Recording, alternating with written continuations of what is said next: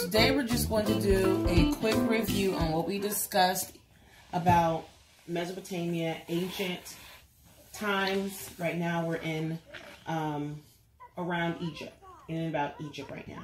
Okay, this graphic organizer here, you're going to complete this after we have had our discussion, and you should be able to complete it based on what we talked about today and what we talked about throughout the entire week. Okay, our focus is going to be on Sargon. Okay, the first Sumerian dictator. The first Sumerian dictator, Sargon. Sanaya, can you please stop that? Okay, so they say the first civilization started in Mesopotamia. Do you remember what the word Mesopotamia and what the word civilization means?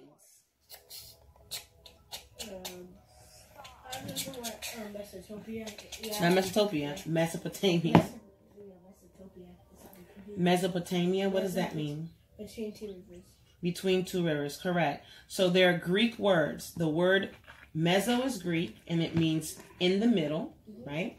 And the Greek word potamia means rivers. That's how we got in between two rivers. What are the two rivers that Mesopotamia? Very good. Tigris and Euphrates. Now again, they say the first civilization existed in Mesopotamia. Do you remember what the word civilization means? It has two parts. The bare bones definition of civilization, if it has these two things. Place with government. Okay, very good. It has some form of government. And people who work. And people who work. Excellent. That's just the bare bones definition. Now, in Mesopotamia, they said that it had the most rewarding agricultural environment. They had various forms of wheat and barley and flax and chickpeas and lentils. They domesticated animals along with livestock like cattle, sheep, goats, and pigs. And because of the agricultural production that they had, because they were so rich in agriculture, this allowed them to accumulate a surplus of different things, to include trading. And it created a generation of wealth, and it also established social class.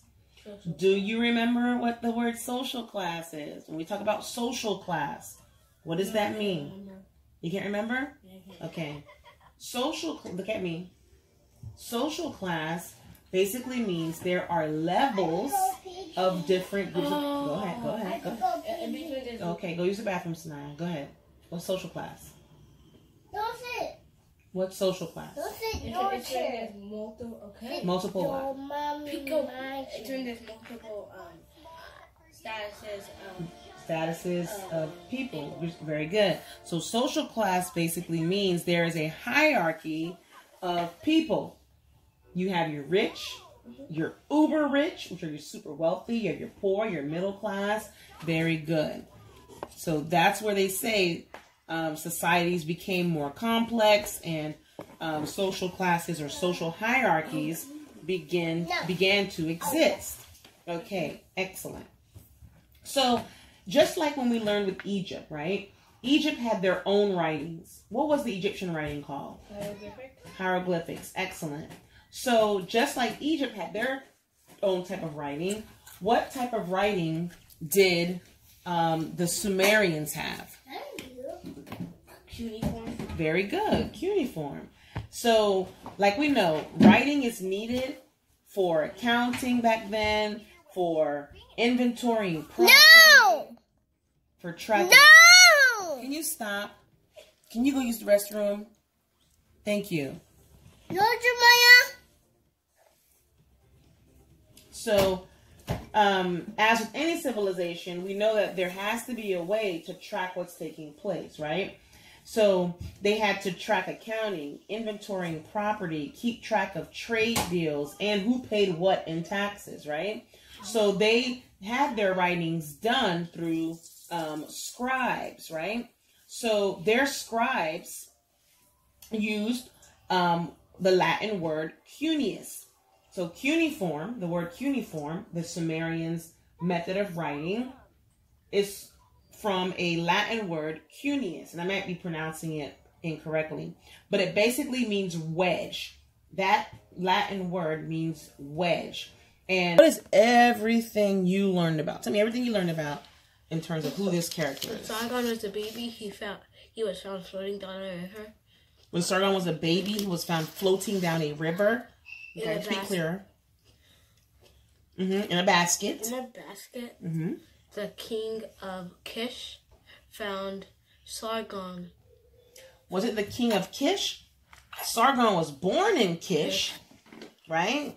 So go ahead. The king's servant found Sargon. The king's servant found Sargon, and then took him to the king. Took the baby to the king. The king said he can go ahead and keep him, right? And so he raised Sargon, and he became the king's not dictator. He became the king's drink bearer. Cup bearer. Very good.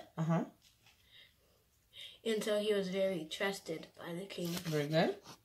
He was trusted by the king. And then he became so popular for where he was able to convince the army to follow him instead of the king. Very good. So he was so popular that he convinced the king's army to follow him instead of the king. And what else did he convince them to do?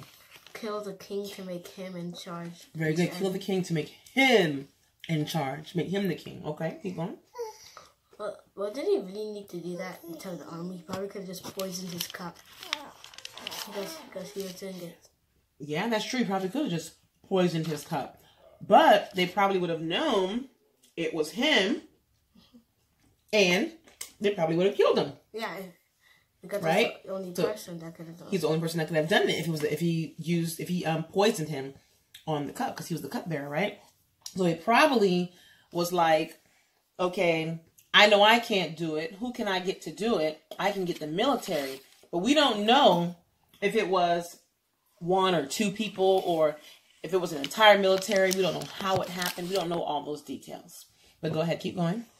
And then after that, he wasn't satisfied. He wanted to rule all of Mesopotamia.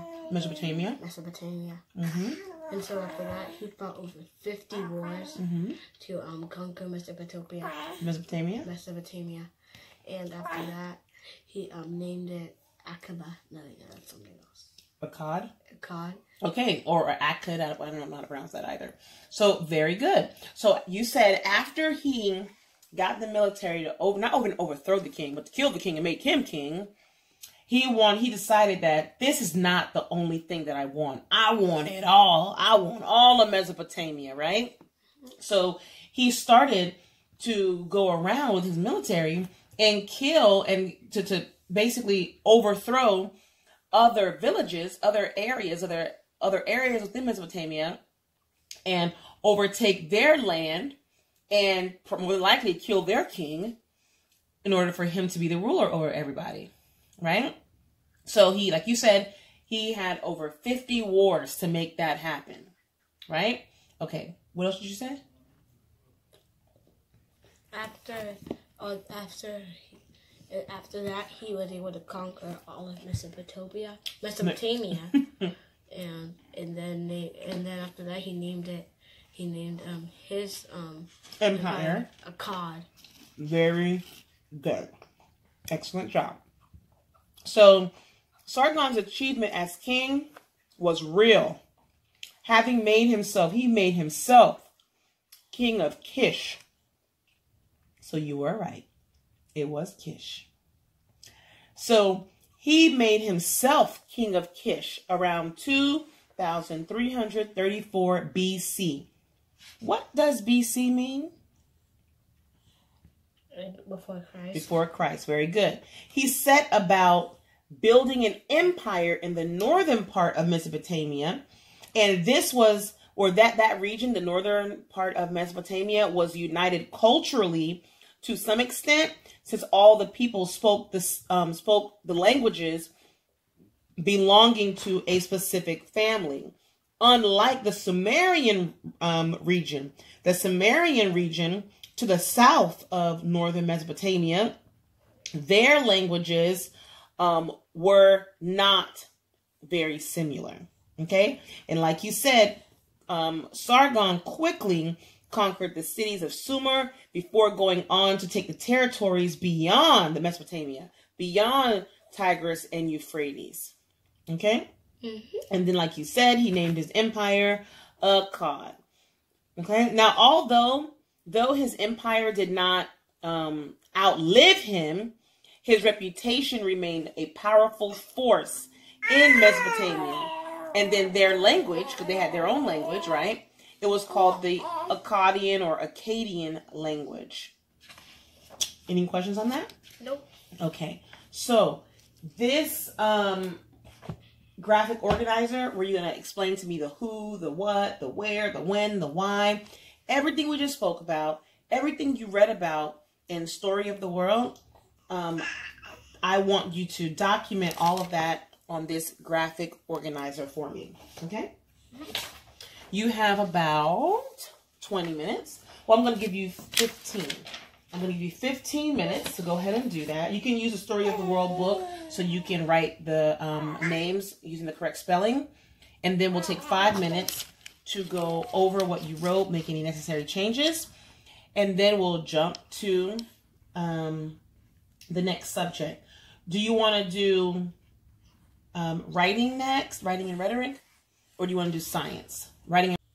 So the graphic organizers that we use are from this book here. It says it's good for grades 5 through 12, but you can use it for 4th grade if you so choose. It's just a great way to help organize your child's thoughts, help them think critically through the information they're reading. It's good for any subject like your sciences, social studies, writing, language arts, and things of that nature. I'll put a review, maybe not a standalone review for this book, but I will include it possibly in another video. But I just wanted to show you the graphic organizer we're using today. So this is the graphic organizer we're using. It's basically the 5 W's. We're going to talk about the who, what, when, where, why of what we just learned about and read from the Story of the World, Chapter 5, the First Sumerian Dictator. And basically this graphic organizer will provide the following information for the student. It says here it's good for social studies, English, science, and health. And it also tells you here the purpose. In their writing, journalists answer the 5 W's. These questions are essential for writing and for reading text. By answering the 5 W's, the who, what, when, where, why, students will better comprehend text and be able to articulate what they know and understand through their own writing. So a really awesome thing about this book here is that it not only gives you the reproducible organizer, but on the left side of the book, it gives you grade, subject, purpose. It lets you know if it's easy, medium, or hard for the student. And it gives you tips on how to utilize it. So here it tells you what you will need to do. It gives you an example of how to do it. So I think this is really, really cool. And it will just help your student think critically in the subjects mentioned.